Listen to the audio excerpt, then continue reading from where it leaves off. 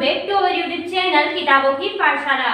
So guys, आज हम discuss करने वाले हैं क्लास 12 की हमारी पॉलिटिकल साइंस के चैप्टर 2 दो ध्रुवीयता के अंत के लेक्चर नंबर 4 को। इसके आगे के लेक्चर हम ऑलरेडी डिस्कस कर चुके हैं। तो हमने आगे के लेक्चर में देखा था कि शॉक थेरेपी के कारण किस तरीके से सोवियत संघ के जो देश थे उनकी अर्थव्यवस्था तहस नहस हो गई थी और उनकी अर्थव्यवस्था पूरी तरीके से बिगड़ चुकी थी। अब हम उसी टॉपिक को कंटिन्यू करते हुए ये देखेंगे कि उसके बाद जो वहाँ के देश थे उनकी अर्थव्यवस्था कैसे विकसित हुई, यानी कि बिगड़ने के बाद धीरे धीरे वापस कैसे उसकी अर्थव्यवस्था की हालत अच्छी हुई। तो चलिए देखते हैं। सबसे पहले आप जैसा कि देख सकते हैं, पूर्व साम्यवादी देशों के पुनर्जीवन के कारण। यहाँ पे पूर्व साम्यवादी देश क्यों कहा गया है? इसलिए क्योंकि वो अब क्या हो चुके थे, सोवियत संघ से यानी कि साम्यवाद से अलग हो चुके थे, इसीलिए इन्हें कहा गया पूर्व साम्यवादी देशों के पुनर्जीवन के कारण, यानी कि उनकी अर्थव्यवस्था के पुनः डेवलपमेंट के क्या कारण थे। तो देखो, सबसे पहला कारण था खनिज तेल और गैस के उत्पादक देश, यानी कि जो भी सोवियत संघ से अलग हुए देश थे वहाँ पे बड़े बड़े खनिज तेल और इनके संसाधनों के काफी खदानें थी। उन खदानों के कारण ये क्या कर रहे थे, खनिज तेल का प्रोडक्शन कर रहे थे, उनका उत्पादन कर रहे थे, तो उससे क्या हो गई, उनकी अर्थव्यवस्था अच्छी हो गई। तो पहला तो ये कारण रहा।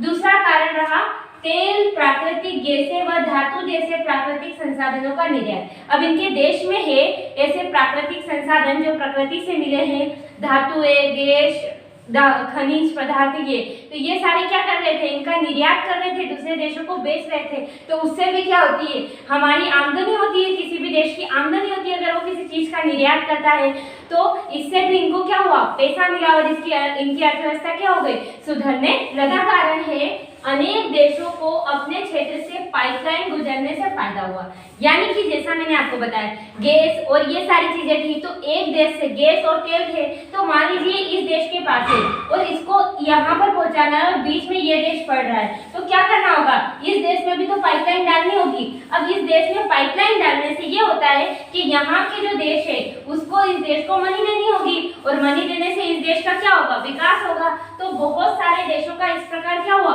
फायदा हुआ और उनकी अर्थव्यवस्था धीरे धीरे 5-10 सालों में अच्छी तरीके से विकसित होने लगी, यानी कि उसका विकास शुरू हो गया। 2001 में इन सारे देशों की जो अर्थव्यवस्था थी वो काफी अच्छी होने लग गई थी। जैसे कि देखते हैं यहाँ पर मध्य एशियाई गणराज्य में पेट्रोलियम का विशाल भंडार था। जो मध्य एशियाई राज्य थे ना, ओके, रूस, बेलारूस, यूक्रेन वगैरह, यहाँ पर क्या था, पेट्रोलियम पदार्थ का भंडारण था, जिससे क्या हुआ, इनको फायदा हुआ। तो इस तरीके से जो सोवियत संघ से विघटन के बाद अलग जो देश हुए थे उन्होंने अपना विकास वापस से किया। शॉक थेरेपी के कारण उनकी अर्थव्यवस्था बिगड़ गई थी, बट जो उनके पास प्राकृतिक संसाधन थे उनके कारण इन्होंने विकास करना शुरू कर लिया। तो यहाँ से यही क्वेश्चन बन के आता है कि पूर्व साम्यवादी देशों के पुनर्जीवन या उनकी अर्थव्यवस्था के पुनर्जीवित होने के क्या कारण है। तो बस आपको इसी तरीके से बताना है। वहाँ पे खनिज तेल थे, साथ में गैस, धातु और बहुत सारे देशों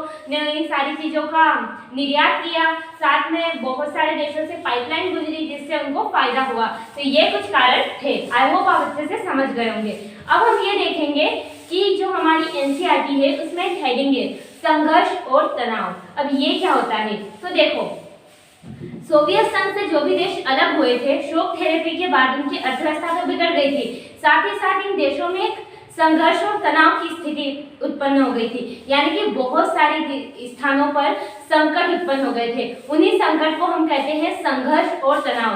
तो चलिए उनको देखते हैं कि कहाँ पर किस तरीके की समस्याएं, किस तरीके के संघर्ष, किस तरीके के तनाव, यानी कि किस तरीके के संकट उत्पन्न हो गए थे। तो देखो, यहाँ पर हमारे टॉपिक का नाम है संघर्ष और तनाव। क्या नाम है, संघर्ष और तनाव। ओके, संघर्ष और तनाव की स्थिति बहुत सारे देशों में चली।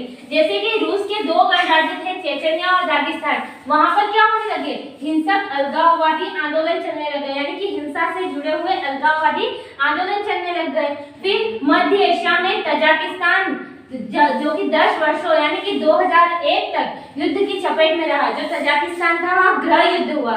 कौन सा, यानी कि देश के अंदर लड़ाई झगड़ा संघर्ष की स्थिति बनना, उसको बोलते हैं गृह युद्ध। तो वहां 10 साल तक यानी कि 2001 तक, क्योंकि शॉक थेरेपी कब थी 1991 में, तो उसके बाद 10 साल बाद क्या होगा 2001, तो उस टाइम तक यहाँ पर गृह युद्ध चला। उसके बाद कई देश और प्रांत नदी जल के सवाल पर आपस में भिड़े हुए थे। अब कुछ जो प्रांत थे ओके, और कुछ जो देश थे वो नदी जल के सवाल पर भिड़े हुए थे। और आज भी बहुत सारे देशों में एक सबसे मेन समस्या है उनके रिलेशन को खराब करने की, नदी और जल के सवाल, यानी कि इस नदी पर हमारा अधिकार है, इस नदी के जल पर, इस तरीके के सवालों के कारण बहुत सारे देशों में आज तक संघर्ष और तनाव की स्थिति बनी हुई है। और पांचवा देखो, पूर्वी यूरोप में, अब पूर्वी यूरोप जो था ना, वहां पर एक गणराज्य है चेकोस्लोवाकिया, शांति पूर्वक 2 भागों में बट गया। अब इस देश का क्या हो गया, बंटवारा हो गया, हुआ भले शांति पूर्वक, लड़ाई झगड़ा नहीं हुआ, पर नुकसान तो हुआ। किसी देश का कितना बड़ा नुकसान होता है। तो चेकोस्लोवाकिया शांति पूर्वक 2 भागों में बट गया। पहला भाग था चेक और दूसरा था स्लोवाकिया, यानी कि इसी नेम का 2 पार्ट करने पर इस तरीके से 2 देश बना दिए अलग। ओके, उसके बाद नाम के 2 देश बने, यानी कि पूर्वी यूरोप में जो चेकोस्लोवाकिया है वहां पर 2 देशों का निर्माण हो गया। उसके बाद सन 1919 में के बाद यूगोस्लाविया, उसी के साथ साथ जो यूगोस्लाविया देश था वो भी कई प्रांतों में बढ़ गया। और यूगोस्लाविया पर बमबारी हुई, यूगोस्लाविया पर क्या हुई, बमबारी हुई, यानी कि ऐसे बहुत सारी जगह थी जहां पर शीत युद्ध के बाद, शीत युद्ध खत्म हो गया, शॉक थेरेपी हुई और उसके बाद वहां पर संघर्ष और तनाव की स्थिति बनी। तो ये कुछ संघर्ष और तनाव की स्थितियां हैं। यहाँ से लेंथी क्वेश्चन तो कुछ भी नहीं आता है, बट 1 मार्क्स के क्वेश्चन बन सकते हैं कि जैसे कि चेकोस्लोवाकिया जिन 2 देशों में बटा, उन 2 देश के नाम क्या है, तजाकिस्तान में कौन सा युद्ध चल रहा था, ऐसी कुछ चीजें आ सकती है, जैसे कि दागिस्तान में कौन सा आंदोलन चल रहा था। तो ये अब हम देखेंगे कि भारत के सोवियत संघ से शीत युद्ध के टाइम पर कैसे संबंध थे। सोवियत संघ के संबंध, यानी कि उनके शीत युद्ध के टाइम पर कैसे रिलेशनशिप थे। तो देखो, भारत और सोवियत संघ, अब इसके जो रिलेशनशिप थे उन्हें हम 4 टॉपिक में बांट के पढ़ेंगे, 4 तरीकों से पढ़ेंगे कि उनके आर्थिक संबंध कैसे थे, राजनीतिक संबंध कैसे थे, साथ में सैन्य संबंध कैसे थे और सांस्कृतिक संबंध कैसे थे। एक बात तो मैं आपको स्पष्ट रूप से कह देती हूँ कि भारत और सोवियत संघ जो थे ना, शीत युद्ध के टाइम पर एक अच्छे दोस्त थे, एक अच्छे मित्र थे।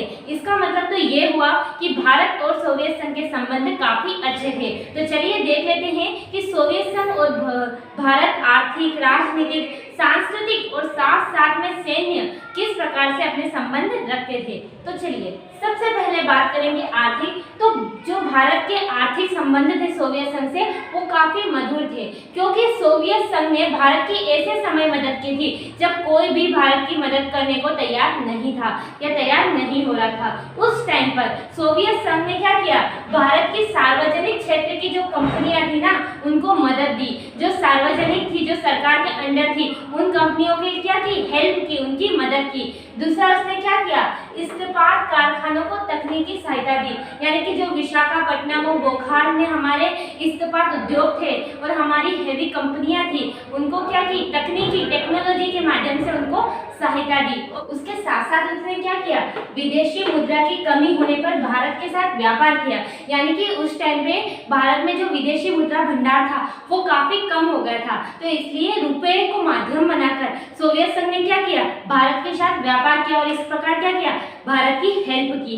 तो ये थे आर्थिक संबंध, थे राजनीतिक संबंध। तो सोवियत संघ से जो राजनीतिक संबंध थे ना वो भी बड़े कमाल के थे, यानी कि हर मुद्दे पर सोवियत संघ ने भारत का साथ दिया और भारत ने भी हर मुद्दे पर सोवियत संघ का साथ दिया। ओके, तो देखो कश्मीर मामले पर सदैव सोवियत संघ ने क्या लिया, भारत का पक्ष लिया, भारत का साथ दिया। साथ ही जब 1971 में भारत पाकिस्तान युद्ध हुआ था तो उस युद्ध में भी हमारी मदद की थी सोवियत संघ ने। तो ये हमारा काफी अच्छा मित्र है। ओके, और भारत की विदेश नीति का समर्थक रहा, यानी कि हमेशा से जो भारत की विदेश नीति है, गुट निरपेक्षता की नीति, उसका हमेशा से इसने क्या किया, समर्थन किया। तो इस तरीके से थे हमारे कुछ राजनीतिक या पॉलिटिकल रिलेशनशिप। उसके बाद देखते हैं सैन्य, जो कि काफी इंपॉर्टेंट होता है। किसी भी देश के संबंध सैन्य संबंध अगर अच्छे हैं तो बाकी संबंध अपने आप अच्छे हो जाते हैं।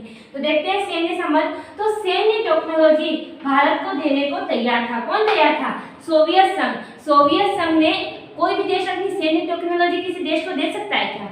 खुद उस टेक्नोलॉजी का इस्तेमाल करेगा, पर सोवियत संघ ने भारत की हेल्प की और भारत को क्या दी? सैन्य टेक्नोलॉजी, यानी कि सेना के जो उपकरण होते हैं, सैन्य जो चीजें होती है वो देने को वो तैयार हो गया। और उसके बाद सैन्य समझौते किए, ऐसे ऐसे सैन्य समझौते किए जिसमें साझा सैन्य उपकरण तैयार किए गए और मिलकर, साझा मतलब मिलकर सैन्य उपकरण, मिसाइलें, राइफल्स और ये सारी चीजें पर जो भी हथियार वगैरह मिलकर सैन्य हथियार बनाने शुरू किए। तो इस प्रकार हमारे जो सैन्य संबंध थे वो भी काफी अच्छे थे और हर टाइम पर जब भी हमें सैन्य संसाधनों की जरूरत पड़ी सोवियत संघ ने हमारी मदद की। ओके, उसके बाद हम देखते हैं सांस्कृतिक संबंध। ये भी काफी अच्छे हैं हमारे सोवियत संघ से। अब क्यों अच्छे हैं? देखो, हिंदी फिल्मों व भारतीय संस्कृति सोवियत संघ में लोकप्रिय है, यानी कि हमारी जो हिंदी फिल्में हैं, हमारी जो भारतीय संस्कृति है वो सोवियत संघ में काफी पॉपुलर है। वहाँ के लोग इस संस्कृति को, इस सभ्यता को और इस हिंदी फिल्मों को काफी पसंद करते हैं। यहाँ तक कि जो हमारे लेखक और कलाकार है वह सोवियत संघ की यात्रा समय समय पर करते रहते थे। हमारे जो राज कपूर साहब है और अमिताभ बच्चन है वो सोवियत संघ में बहुत ज्यादा फेमस है। सोवियत संघ के हर एक घर के बच्चा अमिताभ बच्चन और राज कपूर साहब को जानता है, यानी कि बहुत ही अच्छे रिलेशनशिप है हमारे सोवियत संघ से हर सेक्टर में। आप चाहे वो पॉलिटिकल ले लो, आर्थिक ले लो, सांस्कृतिक ले लो, सैन्य ले लो, तो काफी अच्छे रिलेशनशिप है। और आपको एक आपकी जो एनसीईआरटी है वहाँ पर जैसा कि स्क्रीन पर आपको शो हो रहा है, एक ऐसा पैराग्राफ दिखेगा जो कि है उज्बेकिस्तान में हिंदी फिल्मों की धूम। आपको पढ़ना, आपको समझ आ जाएगा कि हिंदी फिल्मों के लिए सोवियत संघ के लोगों को कितना प्यार है, वो कितनी उन्हें पसंद आती है। तो ये थे हमारे सोवियत संघ और भारत का रिलेशनशिप। तो यहाँ से एक लेंथी क्वेश्चन बनता है 4 या 5 मार्क्स का। वो क्वेश्चन ये है कि भारत और सोवियत संघ के किस प्रकार के संबंध थे, इस पर टिप्पणी लिखिए या उन संबंधों को समझाइए, या फिर शीत युद्ध के दौर में भारत और सोवियत संघ के संबंध को समझाइए। ये था पूरा सोवियत संघ और भारत का। अब हम देखेंगे कि सोवियत संघ के खत्म हो जाने के बाद, सोवियत संघ के विघटन हो जाने के बाद रूस से भारत के कैसे संबंध थे। आई होप अच्छे ही रहे होंगे, बिकॉज सोवियत संघ से अच्छे थे तो उसके उत्तराधिकारी यानी कि रूस से भी अच्छे ही रहे होंगे। तो आज हम यही देखेंगे, रूस और भारत के संबंध। यहाँ से क्वेश्चन बनता है रूस और भारत के संबंधों पर टिप्पणी लिखिए। तो चलिए इसके अच्छे से समझ लेते हैं। अब हम देखेंगे भारत रूस संबंध, यानी कि रूस और भारत के रिलेशनशिप। अब देखो, सबसे पहले मैंने ये बात आपको बता ही दी है, रूस और भारत क्या है? सच्चे मित्र है। भारत और रूस के संबंध काफी मधुर और अच्छे हैं। ओके, और जो भारत और रूस के संबंध का इतिहास है ना, वो साझेदारी यानी कि मिलजुल कर काम करने का इतिहास है, साझेदारी का इतिहास है। दोनों ने एक दूसरे की मदद हर समय पर की है। ओके, अब इसके कुछ जो प्रमाण है वो ये है कि 2001 में भारत रूस सामरिक समझौते के अंग के रूप में भारत और रूस के बीच 80 द्विपक्षीय दस्तावेजों पर हस्ताक्षर हुए। तो ये 80 द्विपक्षीय समझौता भी भारत और रूस के बीच में किया हुआ है। साथ में भारत और रूस के लिए हथियारों का दूसरा सबसे बड़ा खरीदार देश है, यानी कि सबसे ज्यादा जो हथियार है वो भारत खरीदता है रूस से दूसरे नंबर पर। ओके, तो इसके रिलेशनशिप भारत और रूस के काफी अच्छे हैं। साथ ही यहाँ पर आप देख सकते हैं रूस और भारत की परमाणु योजना के लिए भी महत्वपूर्ण है, यानी कि हमारे भारत की जो परमाणविक योजनाएं है, परमाणु या परमाणु योजनाएं, उनसे जुड़े हुए वर्क में या उनसे जुड़े हुए कामों में भी हमारे लिए रूस काफी मददगार है। और साथ ही रूस ने भारत के अंतरिक्ष उद्योग में भी जरूरत के वक्त कार्योजनिक रॉकेट देकर मदद की थी, क्रायोजेनिक रॉकेट देकर मदद की थी। जब हमें अंतरिक्ष उद्योग के लिए क्रायोजेनिक रॉकेट की जरूरत थी तो उस टाइम पे रूस ने हमें ये रॉकेट देकर हमारी मदद की थी। तो ओवरऑल हम कह सकते हैं रूस और भारत के संबंध काफी अच्छे हैं, आगे भी अच्छे ही बने रहेंगे और इनके संबंधों में हमेशा मिठास और मधुरता बनी रहती है, क्योंकि दोनों एक दूसरे की मदद हमेशा करते हैं। तो ये थे भारत और रूस के संबंध। तो इस प्रकार हमारा जो ये सेकंड चैप्टर था, दो ध्रुवीयता का अंत ये पूरी तरीके से कंप्लीट हो चुका है। इस चैप्टर में आपको कोई भी डाउट है तो प्लीज़ हमें कमेंट बॉक्स में जरूर लिखिए। ये वीडियो आपको अच्छा लगा हो तो प्लीज़ वीडियो को ज़्यादा से ज़्यादा बच्चों तक शेयर कर दीजिए एंड इस वीडियो को लाइक करें और चैनल को सब्सक्राइब करें। मिलते हैं अपने